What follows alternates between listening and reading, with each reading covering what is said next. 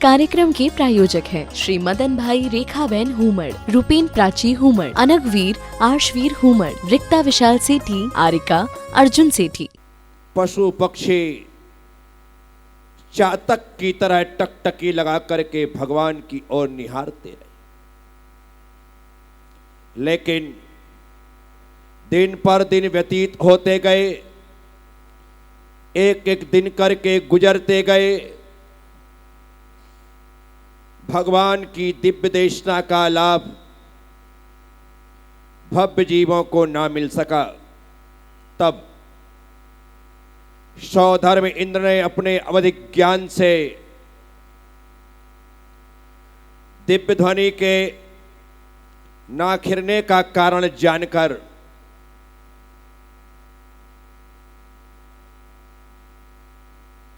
गुरु गौतम स्वामी तो वह सिर्फ और सिर्फ इंद्रभूति गौतम में, परंतु वह मिथ्यात्वयुक्त है, क्रियाकांडी है। जिन शासन की शरण को स्वीकार कैसे करेगा, इस बात को भी अपने अवधिक ज्ञान से जान करके सौधर्म इंद्र ने बटुक ब्राह्मण का वेश बनाया और इंद्रभूति गौतम की यज्ञशाला में पहुंच करके उन्हें प्रणाम किया। प्रणाम करके आने का कारण बताया। कहा, मेरे गुरु भगवान महावीर इस समय मौन है, मेरे मन मस्तिष्क में अनंत जिज्ञासाएं हैं।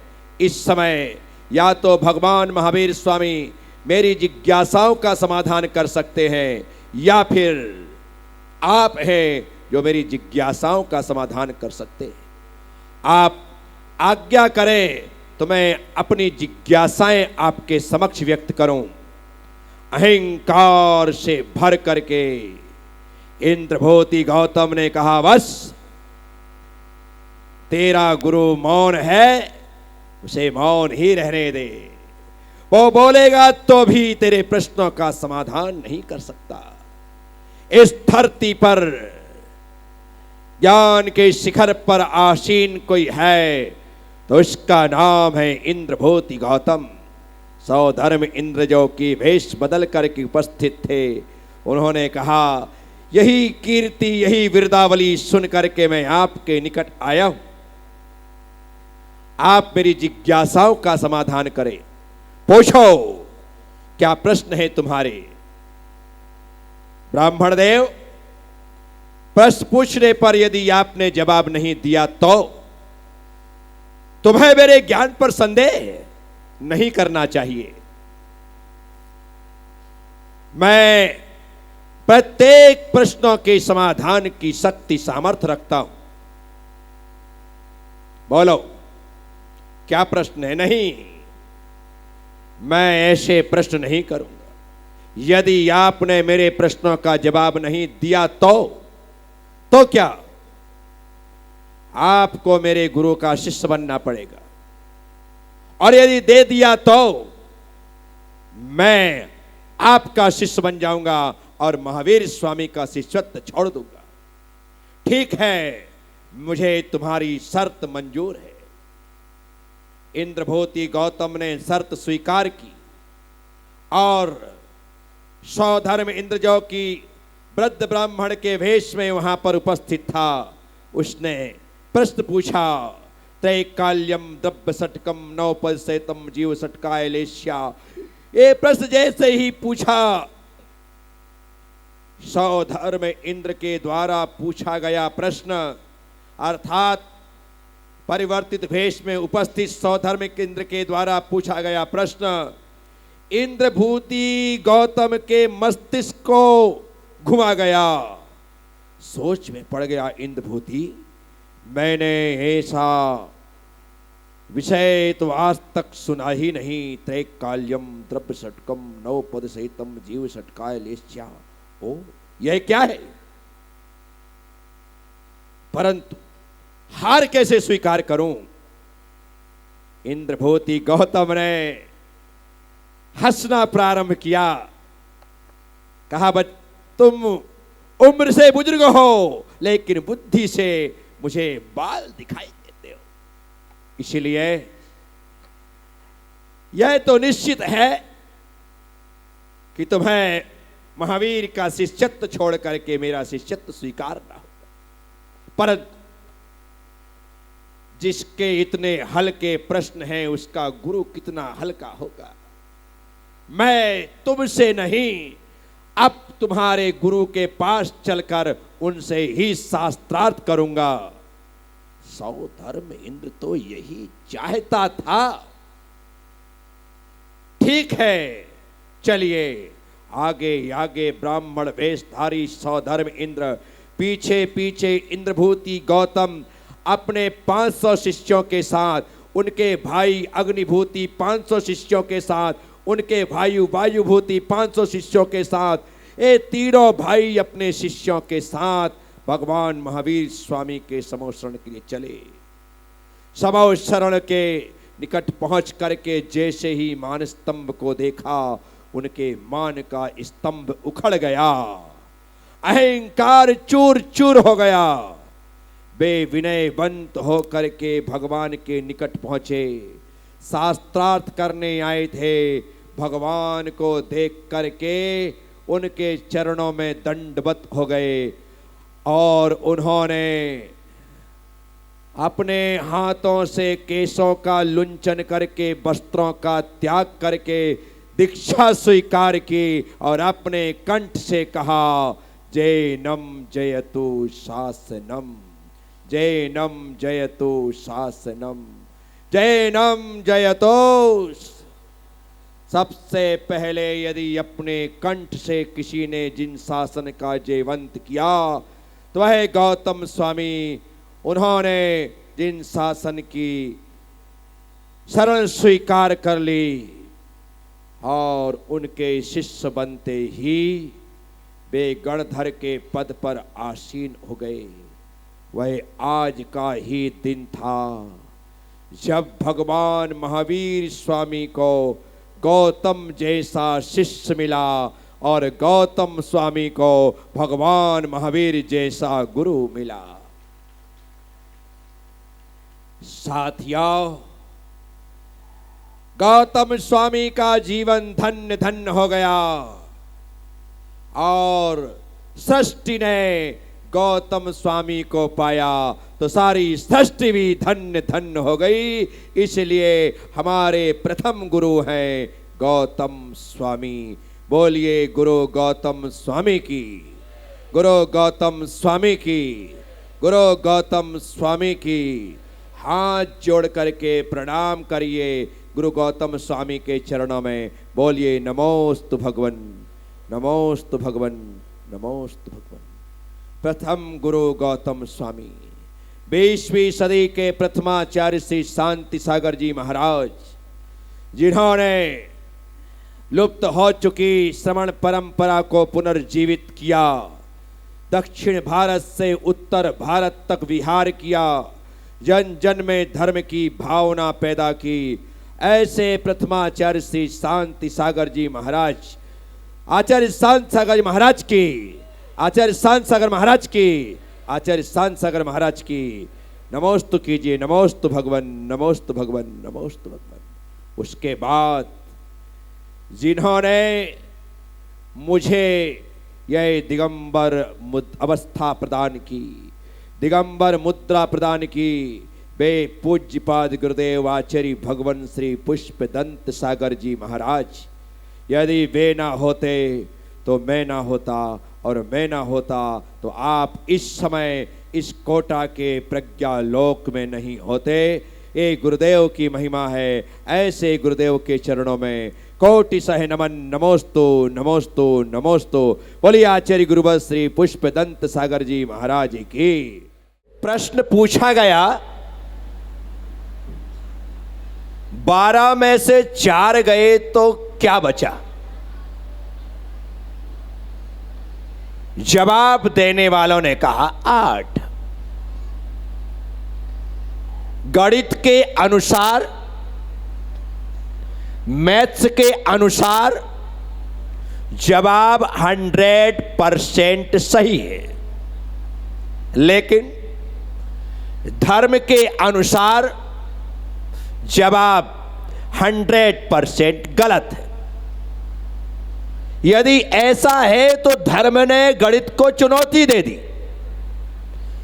कि जो तू कह रहा है कि 12 में से 4 गए तो 8 बचा, जबकि ऐसा नहीं है, तो गणित कहता है कि फिर कैसा है? तो धर्म कहता है 12 में से 4 गए तो 0 बचा। 12 में से 4 गए तो 0 बचा। गणित ने धर्म से पूछा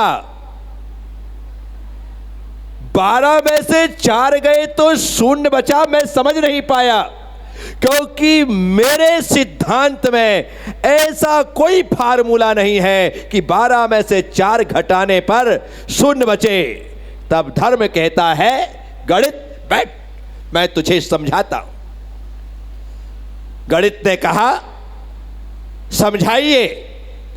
तब धर्म ने कहा 12 महीने होते, 12 महीने होते हैं। चैत्र वैशाख जेठ आषाढ़ सावन भादो क्वार कार्तिक अगन पुष माघ फाल्गुन, ये 12 महीने हैं। 12 महीने में 4 महीने चातुर्मास के, 4 महीने चातुर्मास के हैं। और इन चातुर्मास के 4 महीनों में अंबर से पानी बरसता है और दिगंबर मुनि के मुख से अमृत बरसता है। यदि ये 4 महीने को माइनस कर दिया जाए तो 0 बचेगा। क्या बचेगा?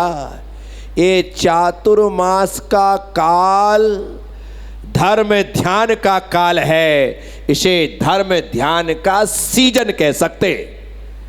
व्यापारिक दृष्टिकोण से सीजन थोड़ा ठंडा पड़ जाता है और धार्मिक दृष्टिकोण से सीजन प्रारंभ हो जाता है। ये धर्म ध्यान का सीजन प्रारंभ हो, इसीलिए इसे कहते हैं चातुर्मास।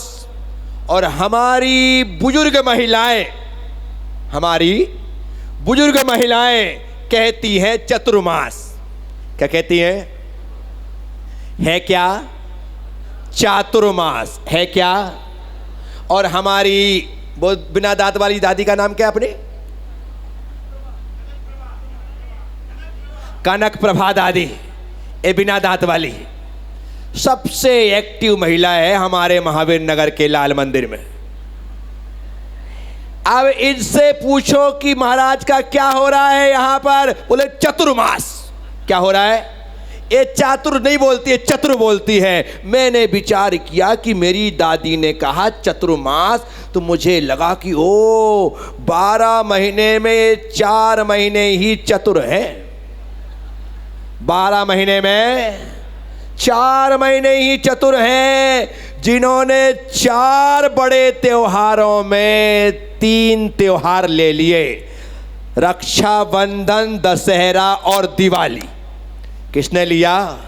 इन 4 महीनों ने। इन 4 महीनों ने 3 अष्टानिका में 2 अष्टानिका ले ली, आषाढ़ की और कार्तिक की। आषाढ़ की और इन 4 महीनों ने पूरा सावन का पावन महीना ले लिया, जहां पर सिर्फ धर्म होता है। और जैनों के लिए भाद्रपद से बढ़कर के क्या होता है? पूरे 32 दिन 16 करण के होते हैं।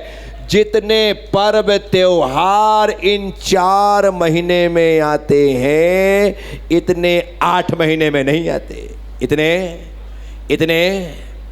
नहीं आते हैं। तो इसीलिए कनक प्रभा दादी, तुम कहती हो चतुर्मास, तो तुम एकदम समझदार हो, क्योंकि ये 4 महीने ही चतुर हैं। 4 महीने, जो इन 4 महीनों में धर्म ध्यान साधना आराधना उपासना करता है, निश्चित तौर पर वह जीव भव सागर से पार होने की तैयारी करता है। तो आज मैं आचार्य प्रज्ञा सागर अपने गुरुदेव गणाचार्य श्री पुष्पदंत सागर जी महाराज की आज्ञा से, आप सबकी इच्छा से सकल दिगंबर जैन समाज समिति कोटा के निवेदन पर गुरुवास्था परिवार के इस बीड़ा उठा करके चातुर्मास करवाने की जिम्मेदारी पर और महावीर नगर के रहवासियों की उत्सुकता आतुरता पर मैं आचार्य प्रज्ञा सागर अपने शिष्य मुनि शांति तीर्थ जी महाराज, मुनि श्री प्रिय तीर्थ जी महाराज, क्षुल्लक श्री पूर्ण तीर्थ जी महाराज, क्षुल्लक श्री दिव्य तीर्थ जी महाराज, क्षुल्लिका श्री शांत प्रज्ञा माता जी, क्षुल्लिका श्री असीम प्रज्ञा माता जी और क्षुल्लिका श्री अनंत प्रज्ञा माता जी, ब्रह्मचारी प्रवीण भैया, ब्रह्मचारी संस्कार भैया के साथ 2025 का चातुर्मास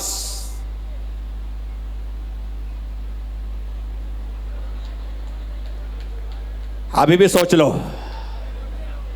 2025 का चातुर्मास भट्टारक श्री प्रवेश सागर जी के निर्देशन में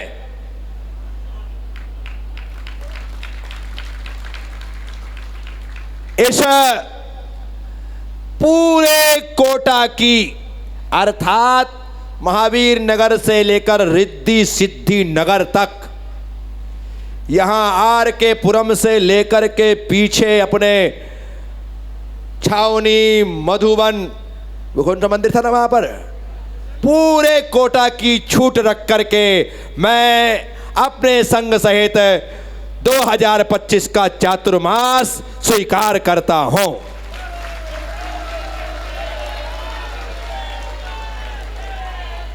मैंने चातुर्मास स्वीकार कर लिया, अब बारी है आपकी। अब बारी है, ये 4 महीने साधना के हैं, त्याग और तपस्या के हैं। आप गुरु के पास पहुंचो तो नियम के डर से चौके से मत भग जाना, अपितु सौभाग्य समझना कि गुरुदेव को आहार दे करके संसार की दलदल से बाहर निकलने का अवसर मिल रहा है। घबराना, 4 महीने रात में तुम छोड़ दोगे तो मर जाओगे क्या? 4 महीने तुम आलू प्याज लहसुन नहीं खाओगे तो तुम्हारा 10-20 किलो वजन घट जाएगा क्या? थोड़ी सी अपनी जीवन शैली में परिवर्तन लाओ। इस कार्यक्रम के प्रायोजक हैं श्री मदन भाई रेखाबेन हुमड़, रूपेन प्राची हुमड़, अनगवीर आर्शवीर हुमड़, रिक्ता विशाल सेठी, आरिका अर्जुन सेठी।